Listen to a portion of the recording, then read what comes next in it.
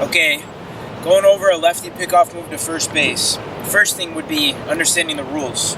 So, as a lefty, you get a 45-degree angle to work with when you're picking over to first base. If this was a 90-degree angle, the rubber going this way and a line going to home plate, this would be 90 degrees. You get 45 degrees, which would basically be cutting this in half.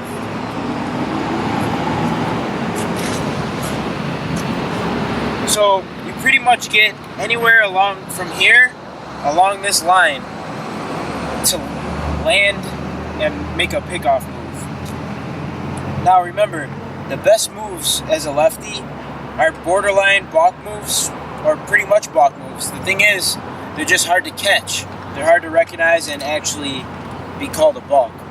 So what I mean by that is, guys that will pick over, they tend to have moves that look exactly like their move to home, and they'll be landing borderline on this 45-degree line, throwing over to get the runner. The only way that you're really going to be balking here is if you really land toward home. The other way you could balk, your front foot, if it were to completely cross the rubber, and then you balk over, you go over, that would be a balk. Now when you're picking off to first base, or any base, the main strategy here is you want to make a good throw. You want to try to have a good move, but you want to make a good throw because the runners are going to pick themselves off. That's really the key here is you just have to remember that they're there and pay attention to them. If you fall into a rhythm and you pick over once, then go home, pick over once, then go home, or they know that you never pick over 3 times, they're going to steal on you. So when you got a guy on base that you know is a runner based on like your scouting report, maybe he's a neighborhood friend, whatever the situation is, you need to be in his head as if you were a runner. So you got to think about, okay, what would I do if I was a runner? And most times when you see a lefty and you're on base, if he picks over twice, you're thinking he's not going to pick over again. So as a guy that's pitching, you got to remember that when you think you picked over enough, just pick over one more time. So you have, they call it A moves, B moves, and C moves. You can mix it up. You can give him some obvious ones just to let him know that you're holding him on. You could just be coming set.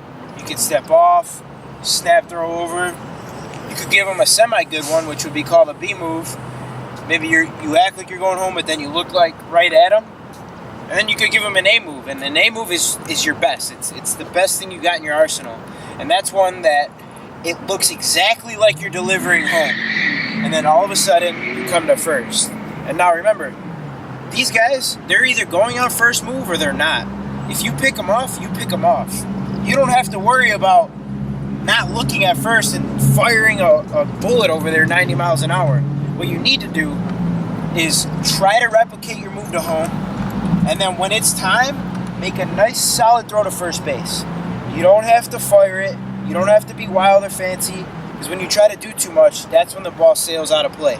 Just get the ball over there and follow your throw, because then after that, you never know if there's going to be a rundown that takes place.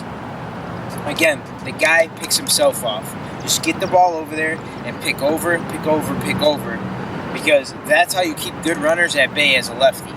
Remember, your move to home is not going to be as fast as a slide step, but you have the advantage of fooling with the runner's head. He's never going to know if you're truly going to go to first or if you're going to go home. The only way he'll be tricked is if you actually practice this move. It's very beneficial. Guys pick themselves off all the time.